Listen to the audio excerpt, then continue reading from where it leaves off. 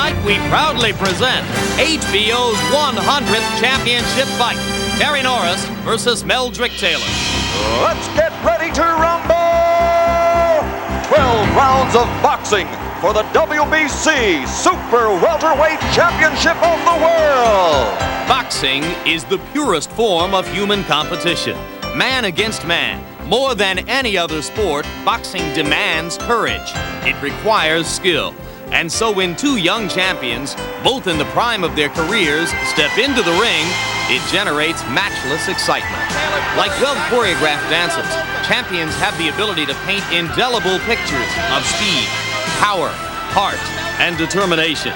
But champions achieve resonant greatness only when matched against their equals. They are remembered not so much for their victories as for their arduous battles. Tonight, Terry Norris takes on Meldric Taylor. Even in boxing, it doesn't get much better than this.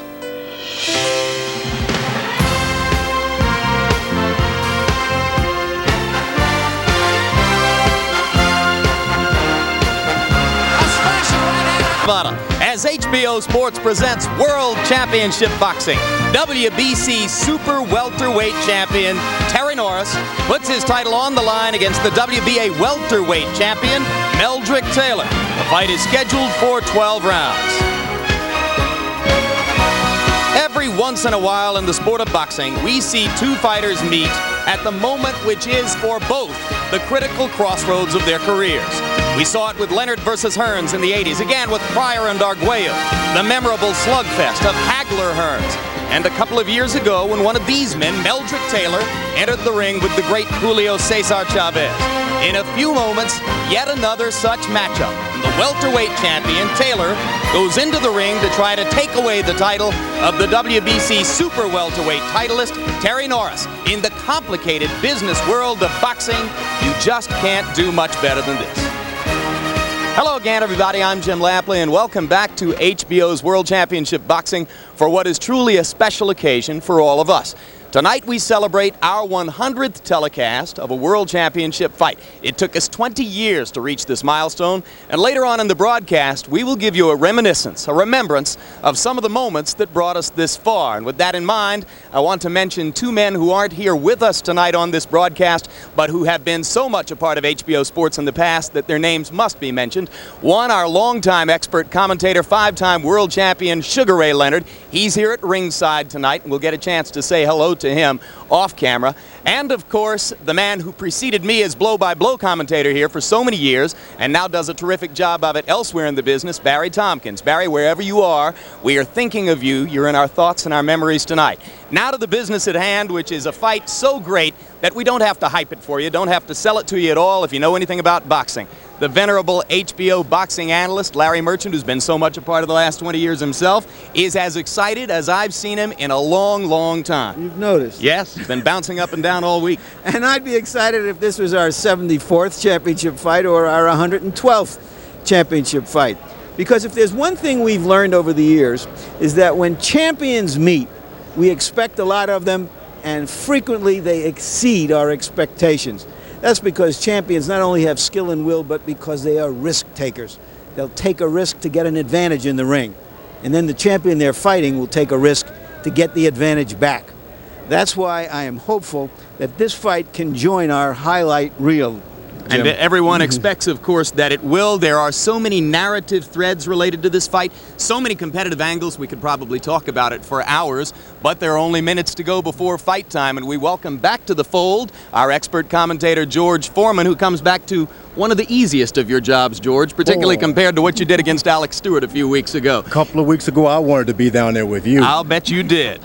It's all going to come down to what they do in the ring, and right now they're in the final moments of thinking through this process in their dressing rooms. From a strategic standpoint, what are Taylor and Norris focusing on now? Well, you think about since the days of Dempsey and Joe Louis, fight managers and trainers have told the big punchers, get out there, hit him hard, let him know who's in charge, don't give him any false courage. But tonight, it's a different view. You get out there, you move, you dance, let him miss you 4 times, then you're in control. It's another day altogether. So they're thinking about not getting hit. It's going to be the strategy. The best defensive fighter tonight is going to walk away with a title. They're going to hit each other anyway, George. And now for what's at stake. For Terry Norris, he has the misfortune of having scored his 3 biggest victories against John McGovey, Donald Curry, and Ray Leonard, 3 fighters who were at the end of their competitive ropes. Now tonight, he goes in against a great champion who is very close to in his prime.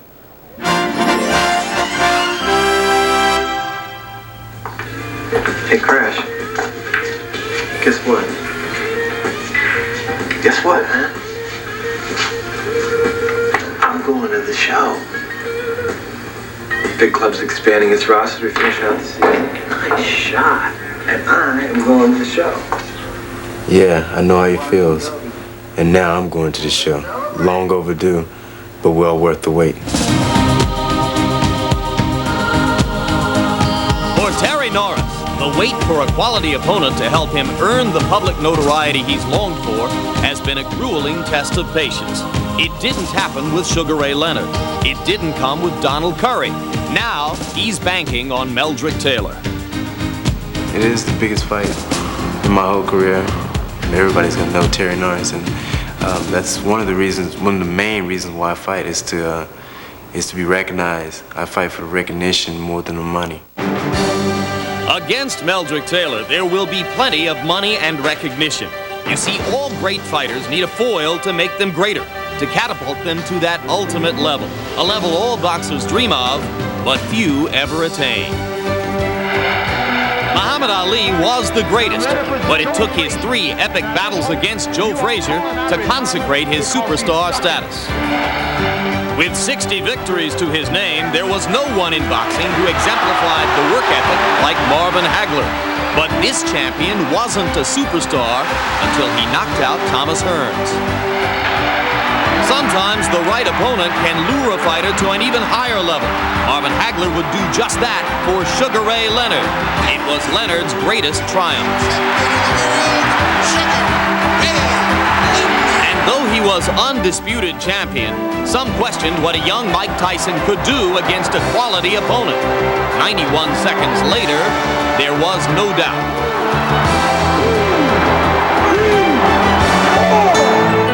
But for Terry Norris, there have been no Joe Fraziers, no Marvin Haglers, no Michael Spinks.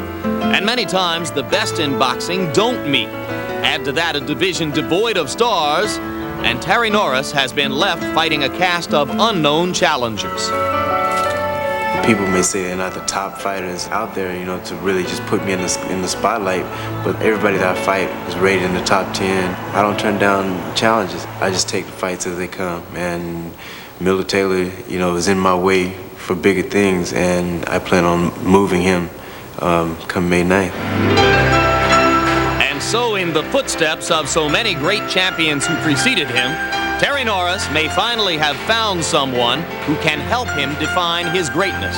Meldric Taylor, a young champion in his prime and on a common mission. I know that there's going to be a lot to gain out of this fight. I believe fighting Meldric Taylor, you know, will be the fight that will push me over, and that will be one of basically a stepping stone for Terry Norris to show that he is the best fighter in the world. As he's done so many times before in quiet solitude, this unheralded champion wraps his instruments of destruction. He contemplates, but never before with such purpose and focus. Terry Norris has made it to the show, and only one man stands in the way of an encore performance. And now we bring it back live to the Mirage for our 100th championship fight on HBO. Unquestionably, the #1 matchup outside the heavyweight division in the sport since March 1990 and Taylor Chavez. Terry Norris defending his WBC Super Welterweight Championship against WBA Welterweight champ Meldric Taylor. And Larry Merchant, a fascinating circumstance attends the build-up to this fight. You go anywhere you want in the boxing world, talk to writers, trainers, fighters, broadcasters. It is almost impossible to find somebody who thinks that Meldric Taylor is going to win the fight. I have found the same thing, and I'm quite astonished. Not that Norris shouldn't win the fight, but that you cannot find much support for Taylor at all. And in fact, a few minutes ago, I went into the legal bookmakers here, and the odds are going up on Norris. It's now 2-1 in favor of Norris. People are betting Norris like the fight is over. And that's because there is a certain conventional wisdom that has sunk in here about this fight. Terry Norris is a very, very good fighter.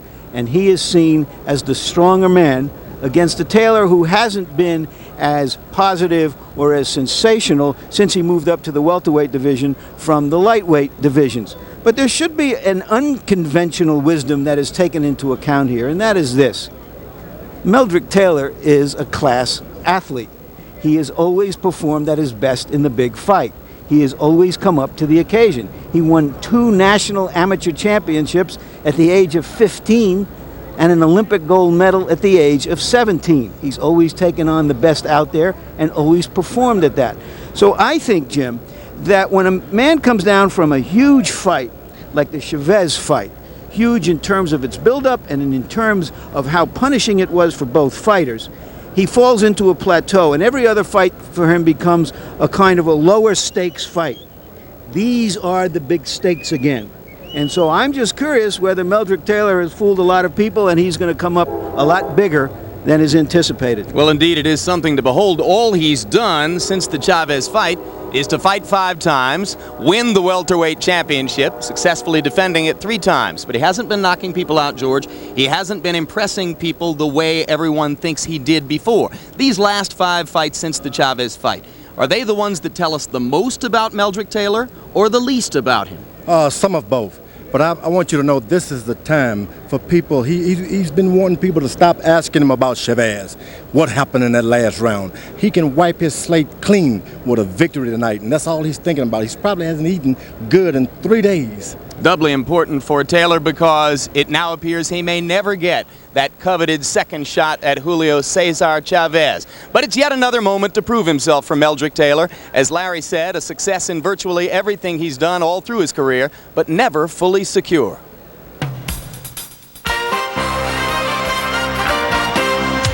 By almost any measure, Meldric Taylor should have been a superstar.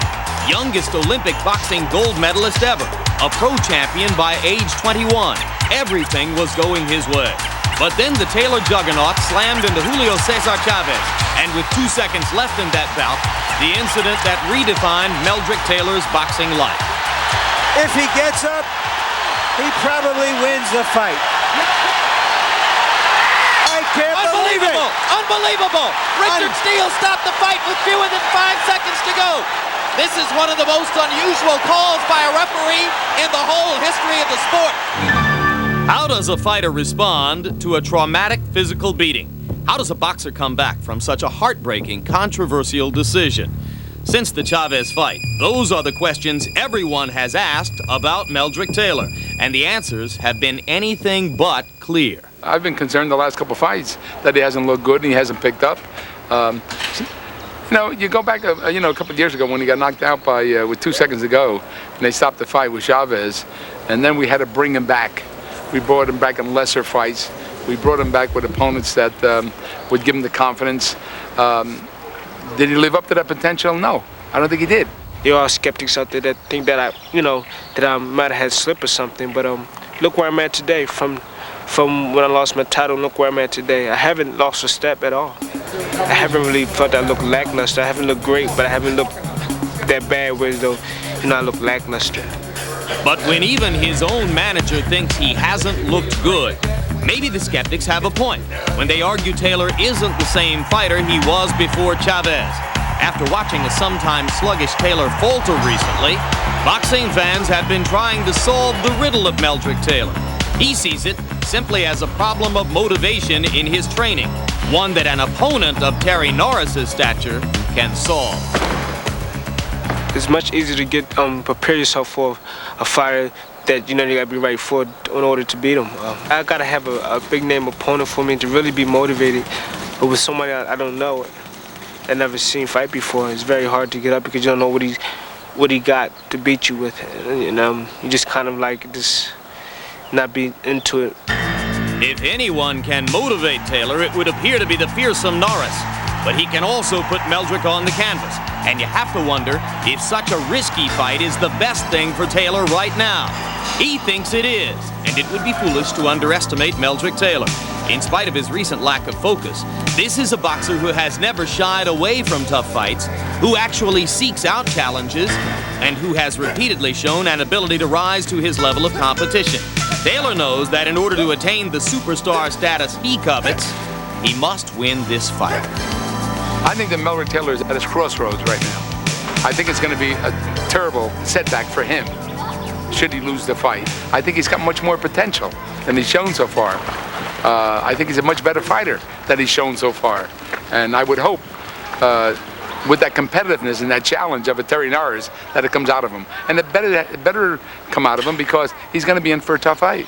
They think that I'm in over my head, but I mean, that's the kind of person I am. I'm a very unusual fighter, and I think I fight and do things that any other fighter probably wouldn't even do. And I think a victory with Terry Norris will put me in that position to be a household name, to be able to make a buck dollars, to make a lot of money. Meldric Taylor is hungry for glory. That much is clear. What remains unanswered is whether he'll be able to reverse a trend and raise his level of performance. Against Terry Norris, he'll have to.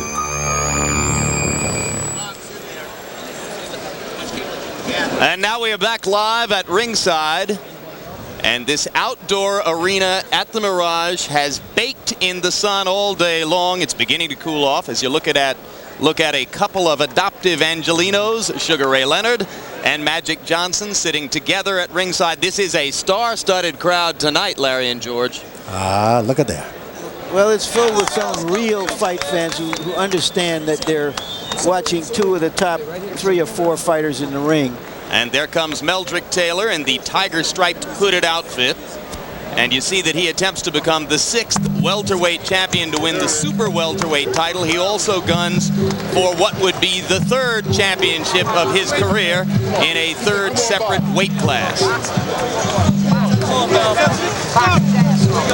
And accompanying Taylor into the ring, the terrific corner of co-manager and co-trainer Lou Duva, and the second co-trainer George Benton, who is really the primary architect of Meldric Taylor's style, Larry. Right, because he was a Philadelphia fighter himself, and he said an interesting thing to me this morning.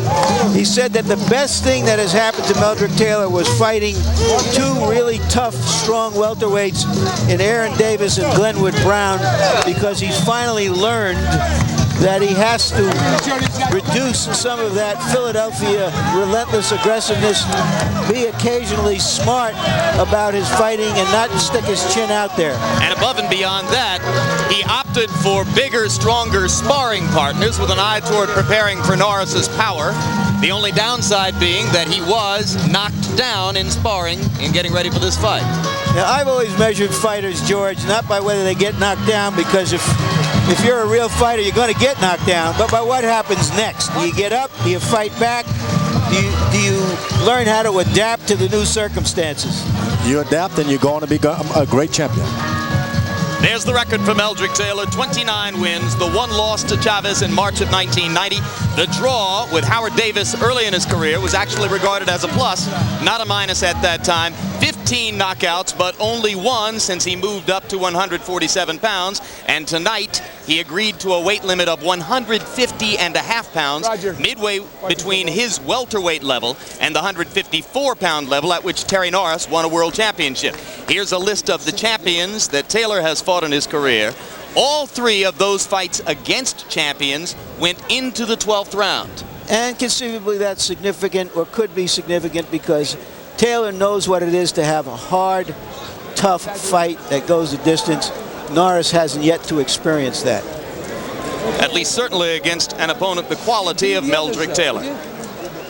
And now from the opposite side of the arena, Terry Norris leaves his dressing room and prepares to enter the ring. Soft-spoken, relatively quiet, a small-town guy from Lubbock, Texas, now living in Alpine, a suburb of San Diego, and training in the tiny town of Campo near the Mexican border. And while Meldric Taylor is famous as a Philadelphia fighter, coming out of that Philadelphia fight culture, Terry Norris, as a Texan, has his own tradition that he's come out of, and that's a family tradition. His father was a fighter. His brother is still a fighter, was a ranked heavyweight at one time, and that really does count for something. And, of course, George Foreman will be the first to tell us that there are a lot of Texans who think they can fight just as well as Philadelphians. Nah, you better believe it. But I think Norris may be the big fish out of the sea going into the little stream because of those 4 pounds. To the ordinary person who loses 4 pounds, that's nothing. But when you lose 4 pounds and you jump in that ring in another class, dangerous things can happen to you. Terry Norris argues that coming down from 154 to 150 and a half isn't that difficult for him. He normally fights at 152 anyway. But as you'll see in a moment, there was a surprise at this morning's weigh-in, and it may not have augured in Norris's favor, despite the rising odds which favor him in the legal bookmaking parlors here. There's the record for Terry Norris. Of the 3 losses, 2 were earlier in his career, 1 by disqualification. You almost throw them out given his level of class now. The one that really changed him was a second-round knockout at the hands of the hard-punching Julian Jackson. And like Taylor, he took a lesson from that, and he's been a better fighter ever since that fight. Champions fought. Terry Norris has been in with 7 of them. Once again, Donald Curry, Ray Leonard, and John the Beast Mugabe were all functionally at the end of their careers when Norris defeated them.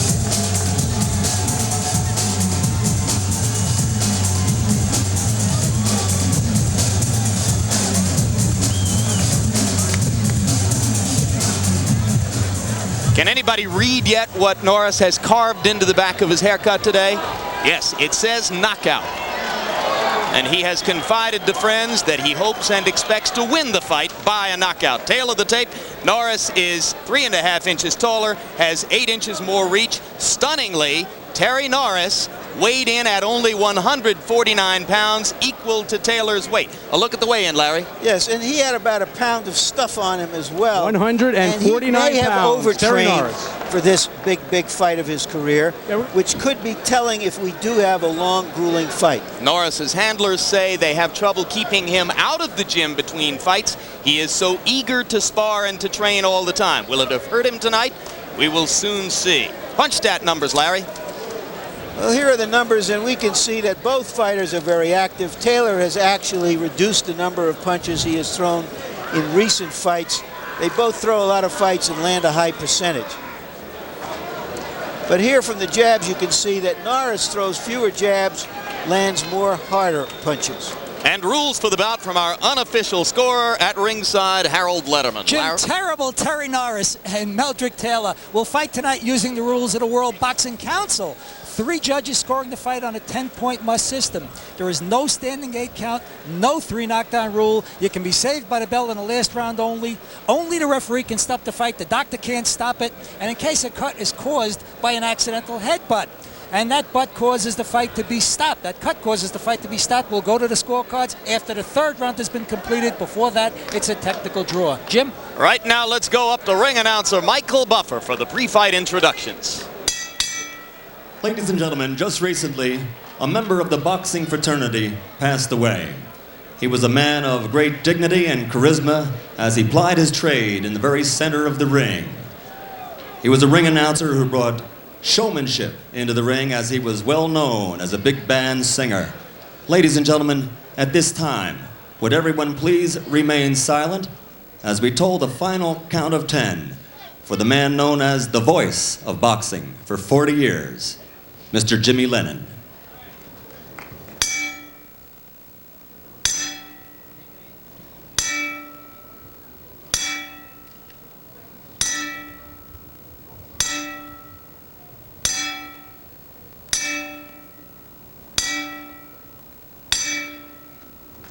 God bless you, Jimmy.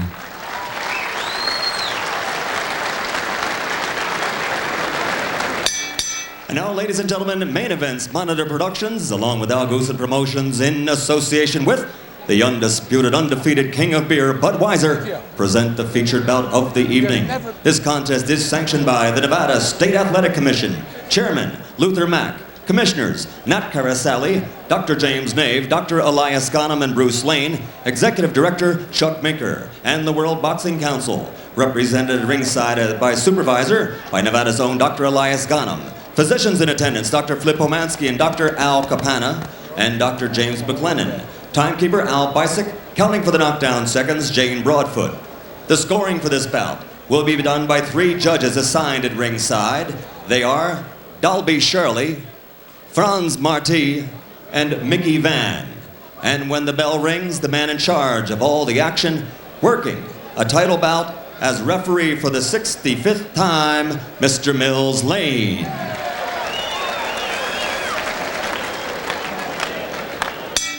And now, ladies and gentlemen, from the Mirage here in Las Vegas, Nevada, let's get ready to rumble! 12 rounds of boxing for the WBC Super Welterweight Championship of the World. Introducing first, fighting out of the blue corner, wearing the tiger skin colors, weighing 149 pounds. This 1984 Olympic gold medal champion is 29-1-1 with 15 KOs as a professional, and he's held 2 world titles. Ladies and gentlemen, from Philadelphia, Pennsylvania, introducing the challenger, 2-time world champion and current WBA welterweight champion of the world, Meldric TNT Taylor.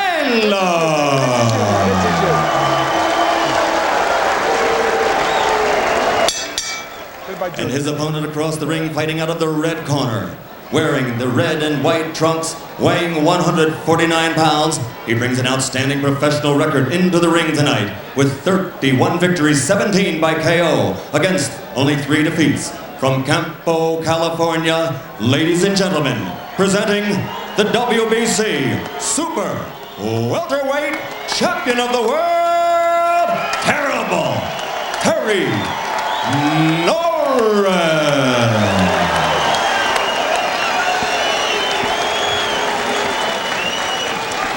All right, this is for the championship of the world. We've already gone through all the instructions. I expect a tough, clean fight. Any questions from the challenger? Nope. Any questions from the champion? Let's get it on.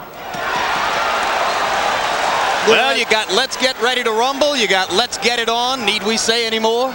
Yeah, there's 2 questions going into this fight. One, in the early rounds, can Taylor take Norris's punch? As the fight goes along, can Norris take the pace of a tough, long fight? Meldric Taylor sprints from his corner. The speculation is that a faster pace will favor Taylor. A slower pace might give Norris more chance to marshal his efforts for the knockout he wants to seek. Body punching from Taylor to begin the fight. Meldric lands a long right hand, tries to follow with the left, pawing with the jab. Norris, the slower starter, he has a history of slow starts in rounds 1, 2, and 3. Stunning left hook to the body by Taylor. I think Norris is filling him out just a little too long. The fight just started, George. But Taylor has come out of the blocks very fast. If the first round is to be a statement, clearly Meldric Taylor wants to state that this will be a boxing match on his terms. He does not want to go near the ropes with Terry Norris.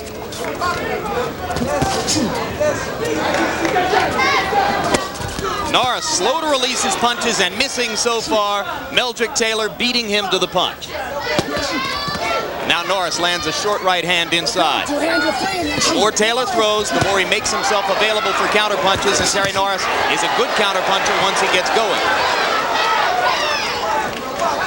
Norris says he's willing to take some leather because he doesn't believe Meldric Taylor can hurt him. Norris had better believe it. So you think that's a bad idea, George? Right, he's taken a few too many shots already.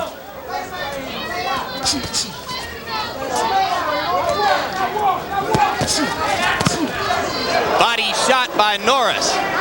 Wobbled Meldric Taylor for just an instant. Years ago, Norris was exclusively a right-hand puncher, but the left hook has increasingly become his most effective power punch.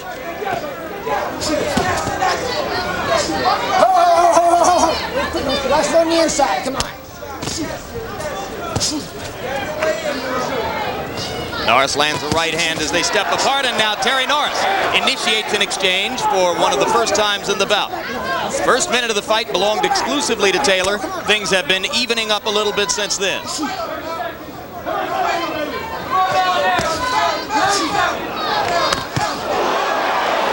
Both punchers landing effectively there.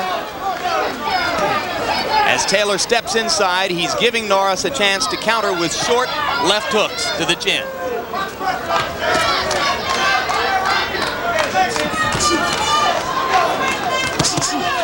Right hand counter landed for Norris.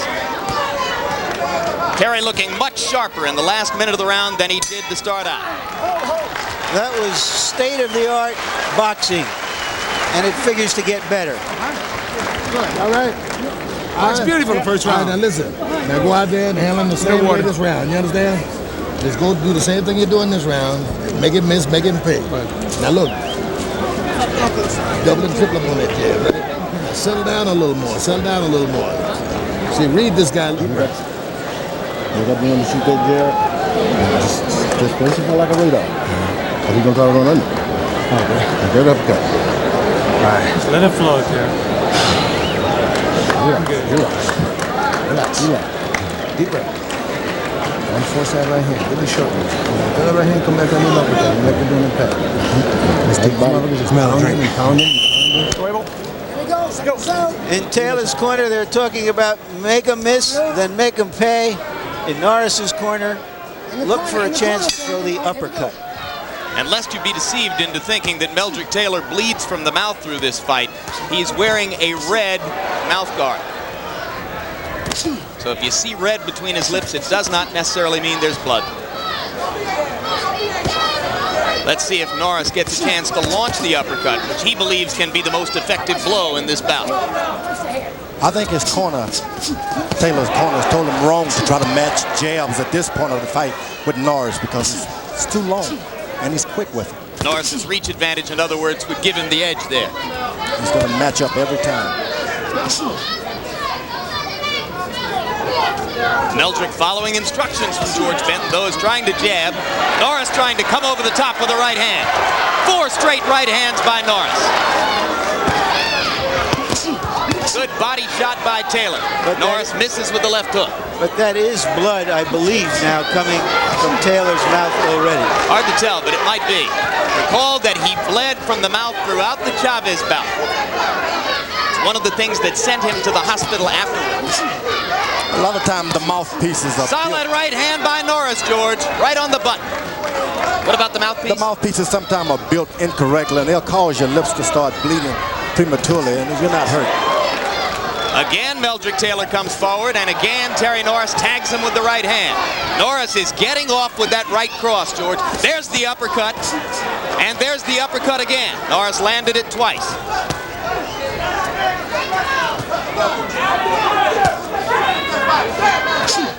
By attempting to jab against Norris's longer reach, Meldric Taylor appears to have set up a good round for Terry Norris here. Lancing blow with the right hand, but Taylor steps back because he knows the power that Norris packs.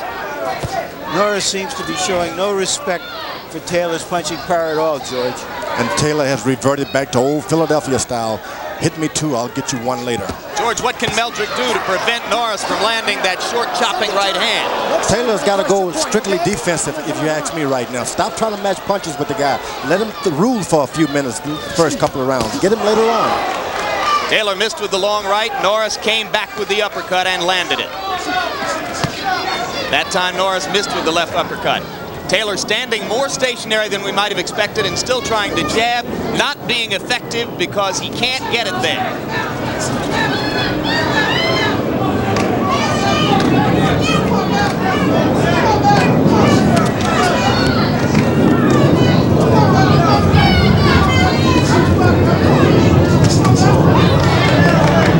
Round 2 coming to a close. It has been a very effective chapter for Terry Norris.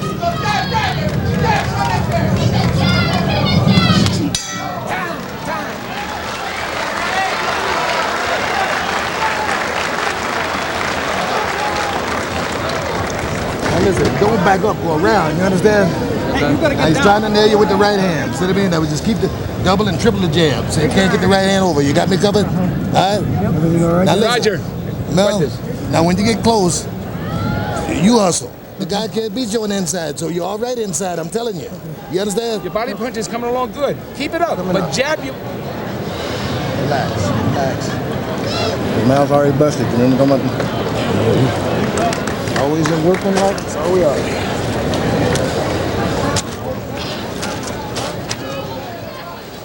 Now here is Norris in his most effective early in the round.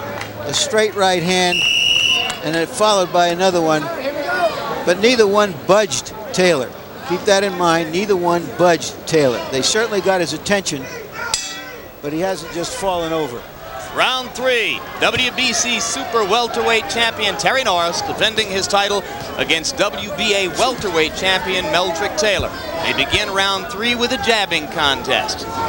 And George Foreman between rounds, George Benton told Meldric Taylor to stick with the jab, and you shook your head.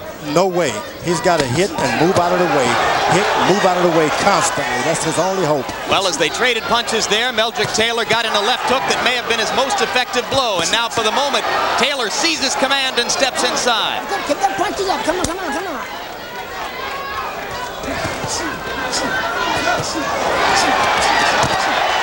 Norris missing twice with the right hand. Got a glancing land with it once. Left to the body by Norris was good.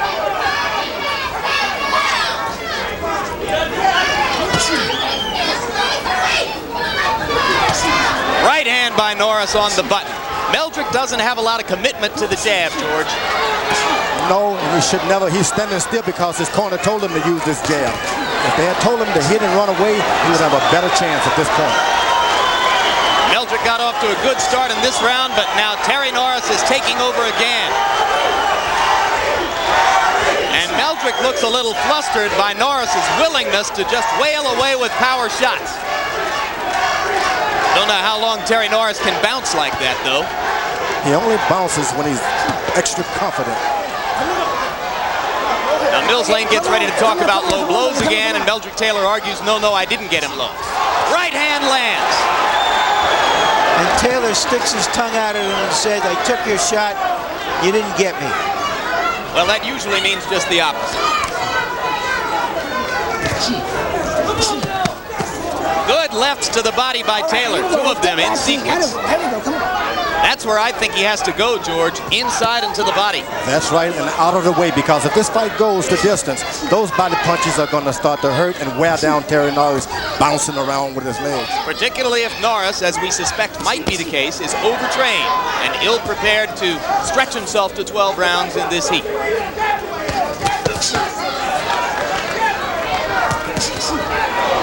There's the right again, sneaking over the top of Taylor's left. Meldric again with the smile on his face. I'm not sure the message will get across if Terry Norris keeps landing this way.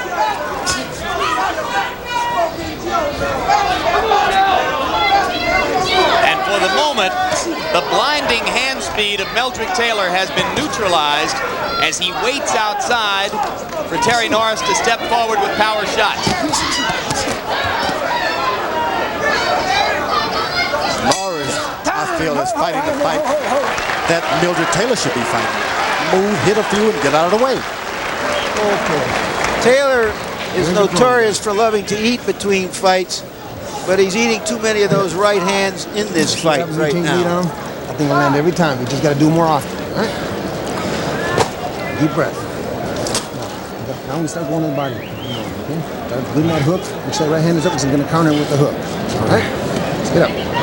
All right. Okay. You understand? Now don't be on the outside now. You got to move up, but you got to move up behind the left hand. Okay. See, don't be hanging outside. This guy's trying to hit you with the long punch. So you're on the outside too much. You got to jab your way in, jab his chest, then go to the body. Yeah, now don't move up in a crouch. Okay, let's take a look. There's a nice left hand by Norris to the body. But the right hand to the long looping right hand, it isn't hitting Taylor flush, but it's effective, it's scoring, and it piles up points. And it messes up the ear so you can't hear your instructions that well. And Meldric doesn't seem to know yet how to neutralize it. As you heard his corner, they want him to jab his way and get in at close quarters where Taylor doesn't want to be. Right hand punch landed for Meldric Taylor as he stepped in. So again, Norris takes a full shot from Taylor. And again, Norris tries to come back. Right hand landed for Taylor. And for Norris. Step back, here we go. This fight is everything it was supposed to be. Isn't it?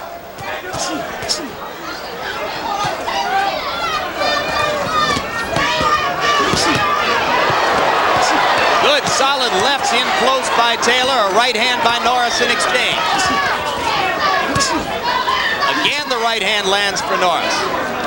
Taylor's left not there to block it. Overhand rights. Taylor wobbly. 4, 5, 6, 7. I know you are. Now remember that in his last title defense, Meldric Taylor was twice knocked down by Glenwood Brown. These are right hands by Norris that have done the damage. Norris, of course, has invested into some good body shots also. Solid left hand. Meldric swinging wildly, leaving himself wide open. Norris missed an easy shot. Plenty of time left in the round.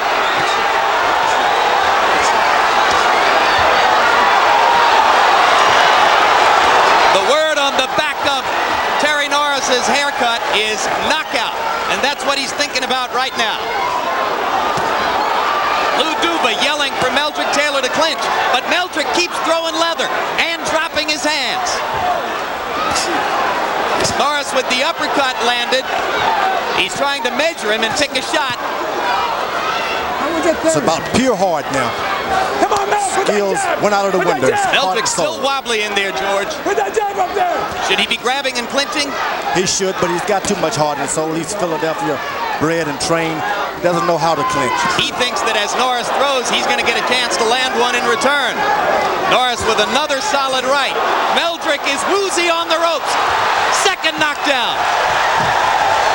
4, 5. There'll be about 20 seconds left when the count is complete.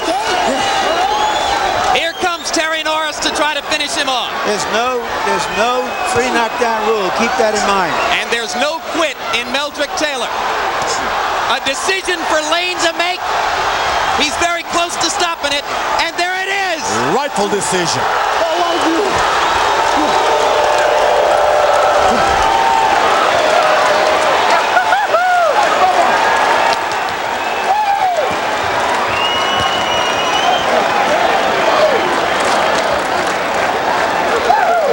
Meldric Taylor almost got out of the round, but Terry Norris wouldn't let him. Mills Lane with a very tough decision, and you say, George, a good one. A good decision. He's a young fighter. He still has a future ahead of him. He was fighting a bigger man. He needn't take an extra beating. I think it was a case of too much heart, Larry. Well, that's what we said earlier, that when champions fight, their instinct is when they get hit, they're going to hit the other guy back. That's what has made these kinds of fights so action-filled. Somewhat slightly reminiscent in another way of Hearns and Hagler. They just both came out, they boxed very hard, but Terry Norris found that he could land that right hand, and as Taylor tried to get in close. Right on top of the head. Strange that a middleweight fighter can knock you down in that fashion. If you remember between rounds, Georgie Benton told Taylor, you must jab your way and get in close. But when he got in close, he got nailed. That's the danger of getting in close, George. It was that shot right by the ear. So Norris is indeed a clever boxer. He's a puncher.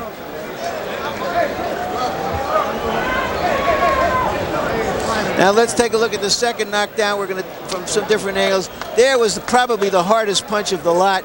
And you can see Taylor is hurt, and a punch on top of the head sends him reeling. He's off balance, dazed. Who gives you instructions for when you're hurt? Only your heart and only your memory can give you those instructions. And those shots, the first one was right on between the chin and the cheekbone, which is hard to recover from. Interestingly, Terry Norris has a history of hitting fighters when they're down.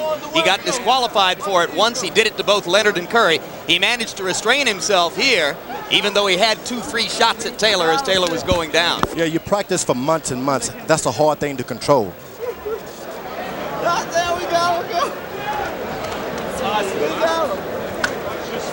There's Mills Lane stepping in with the final decision.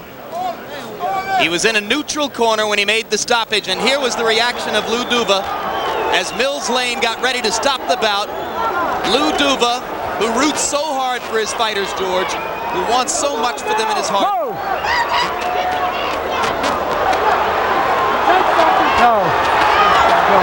Kind of half-hearted. He loves these young men as their sons. Never been a trainer that loves his fighters as much as this guy. That was a no that sounded almost as much like a yes. And we'll take a look at final punch stat numbers, I think, which will indicate to you that Terry Norris landed an increasing number of power blows through the bout. Norris was throwing toward the end exclusively right hands over the top, left hooks and left uppercuts. And there you see that Taylor threw an extraordinary 302 blows, but landed only 26% and could not hold off the power of Terry Norris. Now let's go up to ring announcer Michael Buffer for the official particulars.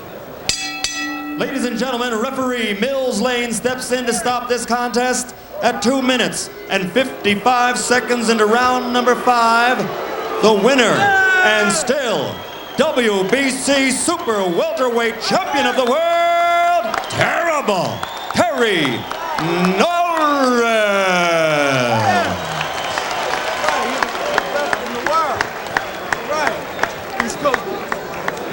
A look at a very, very disappointed, probably heartbroken Meldric Taylor. And Larry Merchant stands by with the victorious Terry Norris. Thank you, Jim, and congratulations, Terry. What transpired in the fight that let you know that you could hit him with so many clean right hands? Well, he came out, flat-footed. I thought he was going to move a lot more, and I knew he was dropping his right hand, but his jab hand, I was coming over, and then when he bring it back real low, so I just kept throwing the right hand. When I heard him with one, well, I think it was a hook I heard him with, and then I just finished him off, started throwing right hands. I knew he was vulnerable for him. You had knockout carved into your hair for this fight. Why were you convinced that you would come to the ending that, in fact, you did? The reason is because I had, I'm a bigger guy. They talked a lot of stuff talking about he gonna stand flat-footed and fight me, and he did that. That was his mistake, and I caught him. I knew if he stood right in front of me, I'd knock him out. Let's take a look at these knockdowns, and Terry, you describe what was going through your mind and what happened here. Right here, I'm just basically trying to set him up with a jab. Knew mine was right, and caught him with a right hand, good right hand. I was trying to catch him with the uppercuts all day, but it was missing him by a little bit. Another right hand, they caught him. I saw him buckle, and that's when I went with the right hands. Just constantly trying to land those right hands on him, take him out. All right, now we're going to go to the second knockdown. Tell us what happened there. How did you know that it was near the end? I knew it was near the end because I'm a good finisher. I just set him up and start catching him with the right hands again. I knew he couldn't get away from him, so I just kept throwing the right hand. Jab, right hand. All right, now we're going to take a look at the end of the fight. There were 5 seconds left in the round. Do you think that the referee did the best thing by stopping the fight there? I think so, because I was going to just jump on him and start, nothing but punches, a lot of punches. And I was just going to keep keying off on him until the referee stopped. So luckily, the referee stepped in before I hurt him badly. You think in the end it was simply that you were just too strong for him? I believe so. I was walking right through his punches. I told him in the press conference if he pity pad with me, I'll walk right through him, and that's exactly what I did. All right, what are your plans now? Do you want to go and fight for the middleweight championship? Who is in your sights? Well, right now, I came in 148 for this fight. I may go down to welterweight, fight somebody there. I have no idea right now. Maybe go up to the middleweight, fight someone there. But right now, I'm going to take me a little rest, and then we'll go back and sit with managers and trainers, and then we'll decide. Thank you. That was terrific stuff, Terry. We'll see you again for sure. Back to you, Jim and George. Okay. All right, so in the end, it was the dreaded conventional wisdom where boxing skills were relatively even, hand speed relatively equal. Power made the difference. Must make you feel good. This big man is strange to lose so much weight and have the power of a heavyweight. It's strange, but Norris has it. Part of that seems to me, George, that he throws his power punches with such reckless abandon. He's really fearless in there. willing to really commit to every right and left hand when he throws for power. Not cautious at all. I couldn't believe it. Going into a great fighter like this guy Taylor, he's a great fighter, but he went in not caring, and he won this fight. To a certain degree, Taylor made it easy for him. You That's pointed right. out he thought he had the wrong strategy all along. Too big to stand up and go toe-to-toe with this big man. Well, let's see how Meldric feels about that as he stands by now with Larry Merchant. Larry? Okay.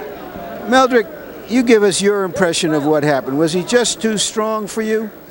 He was too strong. He deserved to be champion. I did everything I could to get in the best shape I did. I mean, I worked very hard. And he still had, caught me to go punch and rob me. He's very strong, and I can't take nothing away from him. He's a great champion. By trying to get inside of him, did you make it easy for him to stand back and hit you, or was that really the only way you could fight him because of his reach and size? Well, that was my mistake, standing on the end of his punches. I should have stayed in closer, come in behind the jab, and close the gap and stay inside in his chest and kept working the body, because I noticed when I was going to the body, I was hurting him and doubling up on my shots to the head. But it was just hard to keep staying close to keep the distance on short. You have great ambitions for yourself. You want to be not just a great fighter, but a great man in a way in prize fighting. How crushing is this defeat for you? This is my only second time in my career losing, and nobody likes to lose. But I got to take the bad with the good and show how true of a champion I am to be able to come right back. And right now, I'm not even going to think about consider anything right now. I'm going to take some time off, and when it's time for me to collect my thoughts and get with my people and evaluate what I'm going to do right now. But this is a very hard loss for me, and for the fans and supporters that was behind me, and thought that I was going to win the fight, and I feel as though I let them down. But we can safely assume you'll be back to being a welterweight and you'll stay in that division. Well, I fell short of my goal, my dreams, to be three-time world champion, and I'm still a champion. But it feels as though I still lost a very important and significant fight in my career, something that I would probably be hard to get over. Thank you very much for sharing those thoughts with us. We'll see you many times here again. Thank you, Meldric. Thank you, Larry. Back to you again, Jim and George. You got to feel sorry for Meldric Taylor. Julio Cesar Chavez was his emotional goal for so long. Chavez stays down at 140 pounds, won't come up to 147 to fight against Taylor, so he has to go up in weight to try to get a big shot against a bigger guy, and it probably was a failed effort from the beginning. Yeah, I think so. This guy's just too strong, this Norris. I don't know where he's get the strength from. That's why Sugar Ray Leonard never should have assessed his ability when he lost that fight. He lost to an Iron Man there. You know, it's so easy for you heavyweights. You know who you're going to fight. You're all in the same division. Now the quandary for Terry Norris is, who does he fight? There's still no competition for him at 154 pounds, except for Gianfranco Rosi, an Italian. There aren't a lot of Americans who are going to pay a ton to see that. He'll either have to go up or down, probably, to get a big-name opponent, too. But believe me, there's some young boy who's lurking out there who thinks he can do something and may take it away from him a lot sooner than you think.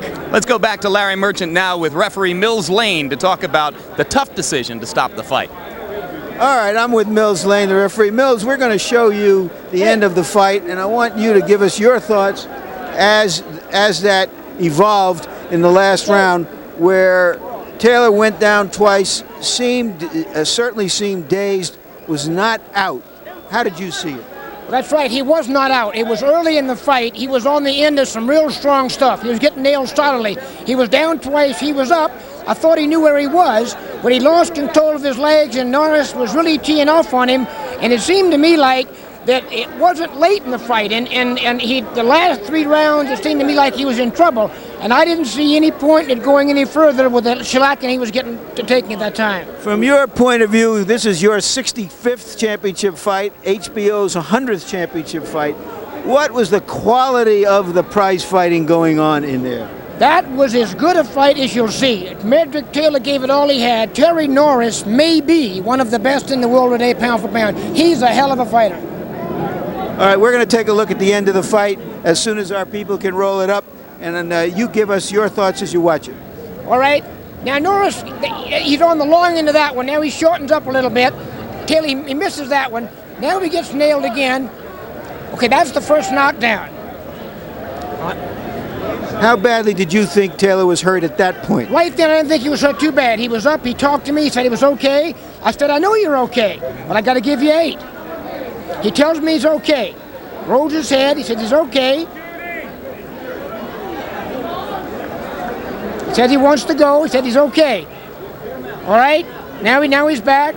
Now Norris is, okay, now that's a long shot. Now that's a good shot. Now underneath he gets him on the top. A left foot comes underneath. Taylor's back against the ropes. Gets hit again solid. That's it. And you indicate that if this was at the end of a fight and it had been a terrific fight, then you might give the benefit of the doubt. But at this stage of the fight, it's pointless. Different issue. Last round, close to the end of the fight, different question. Thank you so much, Mills. Thank and you. Back to you, Jim and George, once more. All right, thanks very much, Larry. And here's a surprise. George steps aside for a moment, and we're joined by a man who knows as much as anybody about Terry Norris's punching power, having experienced what you experienced against Terry at Madison Square Garden a year and a half ago. Is this about what you expected tonight, Ray Leonard? Well, I expected more from Meldric Taylor, but then again, there was a weight, strength, and confidence deficit. I thought that Taylor spent a lot of energy missing punches, wide angle punches, looping punches, and by the third round, he was kind of spent. He didn't have the confidence, and all of a sudden, he became a frustrated fighter, putting his head down and throwing low shots. I mentioned at the beginning of the evening, of course, Ray's long participation in our telecasts here on HBO, and on the occasion of this, our 100th championship fight telecast, it's a tremendous pleasure to get to talk to Ray about another serious subject. Speculation here in Las Vegas that you have been in the gym and training, and that you're here to talk about a potential comeback fight with Iran Barkley. Is that true? The only comeback I'm going to make is against Larry Merchant on the tennis court. So do you deny that you've been in the gym training? I work out, but I have no... You hit the heavy bag? Yeah, once in a while, but I have no desire whatsoever. That convinced me to stay out of the ring, okay? So despite what everybody says about the possibility of you coming back and fighting Iran Barkley, you're telling us no chance. It means nothing, no. I'm a spectator now. As your friend, I got to tell you that does my heart good. And as somebody who had the privilege of working for you for a few years here on HBO, I thank you, and all boxing fans thank you for the thrills you gave us, not just as a fighter, but as a commentator. Thank you, Jim. Thank you, Ray Leonard. And Larry Merchant, you got to feel a twinge of sympathy for Meldric Taylor. He doesn't get a break. 2 seconds left in the bout when he is counted out against Chavez, or the fight is stopped, I should say, against Chavez. 5 seconds left in the round when the fight gets stopped here. There are strong rationales for the stoppages in both cases, but it doesn't remove the fact that Meldric is unlucky when he loses. Well, in this case, it was something else. In this case, he really was dazed by a bigger, stronger man, and a man who had absolutely no respect for his ability to punch, and came through. And you did see, as Ray said, you did see a point of frustration and trying to get inside to punch to the body and to command him inside. Just didn't work because Norris is too quick. His eyes see everything going on, much the way Ray Leonard's did early in his career. He was able to step away, land his right hand, and make it a fight that, as you have already noted, went along with conventional wisdom. Yes. It was a fight from which we expected one fighter would emerge at the superstar level. What's in the future now for Terry Norris? Well, it could happen. I thought 2 years ago, after the Taylor-Chavez fight, that we would see a series of fights in the 140 to 147 pound division that would parallel the great fights we had with Ray and Hagler and Hearns and Duran in the 80s. But those were four very exceptional fighters who came along, and each one of whom had captured the attention of the public on their own. That hasn't happened yet, but we know that there are a lot of terrific young fighters out here, and that Norris, if he were to, say, go up and fight for the middleweight title and win that, he would suddenly be vaulted into a star status that would make every one of his fights an event. Because although we said earlier that he had built his reputation by beating older guys, much like a lion who devours old zebras, he came in here today against a young, quick zebra, and he devoured him as well. So we've got to respect what he's done here tonight, and I think the fight lived up to our expectations. I was wondering what the Lions were going to devour as you constructed that metaphor. Even though Taylor came out in a tiger's that's right. suit. Came out as a tiger, turned into a zebra. Well, here's Terry Norris's biggest fan at HBO. He has been singing his praises gloriously for 2 years, and George, I know you, like the rest of us, probably can't wait to see him again. Oh boy, he's one of the best fighters I've seen. And you know, I was with HBO 20 years ago. I've seen a lot of fighters. That's right. We've seen 100 championship fights here on HBO. We were so glad that you could be with us tonight. We told you from the beginning that we didn't feel a need to hype it, and then of course we hyped it because that's our business. But we must say, if you were disappointed in this, you don't like boxing. So pick something else to do next time. If you liked it as much as we did, we can't wait to be with you again. Thanks very much for being with us on this brilliant occasion of HBO's 100th championship fight. Once again, Terry Norris, the winner, with a technical knockout over Meldric Taylor, retained.